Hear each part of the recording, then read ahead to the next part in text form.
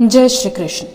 18 दिनों तक चले कुरुक्षेत्र के महायुद्ध में संपूर्ण विश्व के योद्धाओं ने भाग लिया था, किंतु उस समय के दो ऐसे महायोद्धा थे जो कौरव और पांडव के निकट संबंधी होते हुए भी इस महायुद्ध में भाग नहीं ले सके। अगर ये दोनों महावीर इस युद्ध में भाग लिए होते तो महाभारत युद्ध का कुछ अलग ही परिणाम होता। किन परिस्थितियों के कारण ये दोनों महायोद्धा महाभारत युद्ध में भाग नहीं ले सके? इनके युद्ध में भाग नहीं लेने के पीछे क्या रहस्य था? विस्तार पूर्वक जानने के लिए इस वीडियो को आखिर तक अवश्य देखें। महाभारत कथा के अनुसार जब कौरव और पांडव महाभारत युद्ध की तैयारी कर रहे थे और अपने अपने पक्षों में युद्ध लड़ने के लिए देश विदेश के शूरवीर और उनकी सेनाओं को संचित कर रहे थे, इस दौरान अर्जुन अपना सैन्य बल एकत्रित करने के लिए दौरा कर रहे थे। इसी क्रम में भगवान श्री कृष्ण का परम शत्रु, भगवान श्री कृष्ण का ही साला राजा रुक्मी, जो भीष्मक का पुत्र और विदर्भ का शासक था और जिसकी सगी बहन रुक्मणी का हरण कर भगवान श्री कृष्ण ने शादी की थी, इसी कारण वही श्री कृष्ण का परम शत्रु हो गया।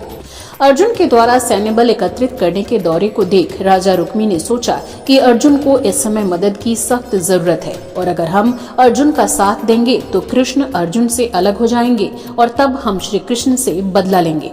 ऐसा सोचकर राजा रुक्मी ने अर्जुन के पास जाकर कहा कि उसके पास एक महान धनुष है जिसे देवताओं ने उसे आशीर्वाद में दिया था। अगर हम उस धनुष के साथ तुम्हारे साथ रहेंगे तो युद्ध के अंतिम परिणाम के बारे में तुम्हें चिंता करने की आवश्यकता नहीं है। राजा रुक्मी का ये अहंकार अर्जुन को अच्छा नहीं लगा, क्योंकि श्री कृष्ण का साला प्रत्यक्ष रूप से ये संकेत दे रहा था कि अर्जुन कौरवों से डर रहा है। तब अर्जुन ने ये कहते हुए राजा रुक्मी पर पलटवार किया और कहा कि तुम्हारी कोई जरूरत नहीं है और हम तुम्हारे सहयोग के बिना ही युद्ध में काम चला सकते हैं। इसके बाद अपमानित राजा रुक्मी दुर्योधन के पास गया, किंतु दुर्योधन ने भी उसे ये कहते हुए लौटा दिया कि वो उस व्यक्ति को कभी स्वीकार नहीं कर सकता जिसे पांडवों ने अस्वीकार कर दिया हो, और इस प्रकार राजा रुक्मी महाभारत युद्ध में भाग नहीं ले सके। महाभारत युद्ध में भाग न लेने वाले दूसरे महायोद्धा थे भगवान श्री कृष्ण के बड़े भाई बलराम, जिन्होंने ये कहते हुए इस महायुद्ध में भाग नहीं लिया कि दोनों ही पक्ष हमारे रिश्तेदार होने के साथ साथ भीम और दुर्योधन के हम गुरु भी हैं और वो दोनों मेरे प्रिय शिष्य हैं।